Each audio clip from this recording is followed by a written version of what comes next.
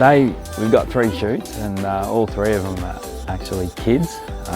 There's no adults in today's shoot at all. We've got one little one this morning.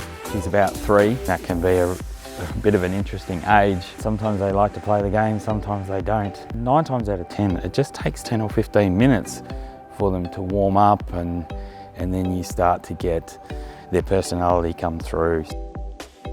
Our next shoot is actually 3 families. So 3 kids in one family, 2 kids in another, and then 1 little girl, little 8-month-old.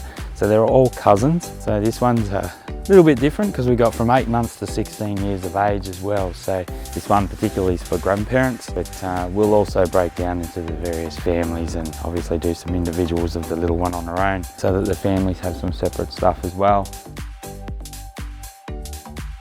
Got a client that's looking for that last smidgen of autumn, so got some leaves on the ground here and a little bit in the tree, but it's all we're gonna get at, what are we, July tomorrow. Where's that half a year gone, huh? Crazy stuff. Our shoot this afternoon is just 2 kids again, a little brother and a little sister. We've got a 4-year-old and a 2-year-old. 2 very, very interesting ages to photograph. That actually makes it quite exciting because you just don't know what you're gonna get and you don't know how they're gonna react to meeting me for the first time. Some kids act up a little bit at the start of a shoot. Look, it's not a problem. We never see it as an issue. We just understand that they're kids. I've photographed kids for 11 years now and I still love it. I see it as a privilege too because they are their own little person. They're their own little human. And capturing that it's a pretty special thing that you can have for very many, many, many years to come.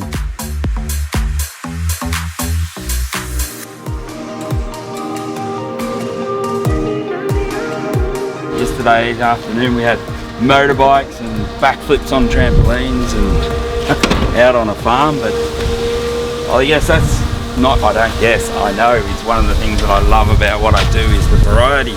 And we get the opportunity to create so many different types of images for people.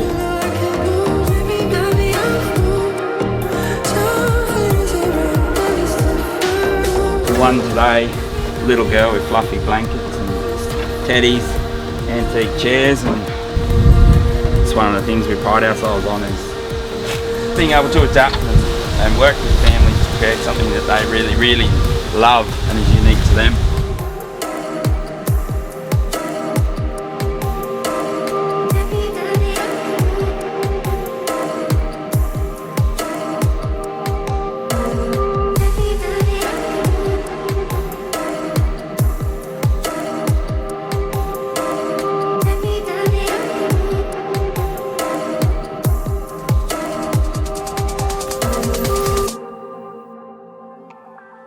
Hey everyone, just getting set up to do some product photography. We have a large selection of frames that our clients can choose from, and so I am photographing them so that we can put them on our screen and put them around their images on a photo of their wall so they can see exactly what their artwork will look like.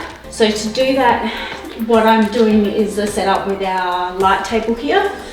So this is some white acrylic that I light the product from underneath so that I can easily cut it out and have no background on it. So that's one way that we do product photography. If you want it to basically have no background, no shadows at all underneath the product, then that's how we do it with the light table.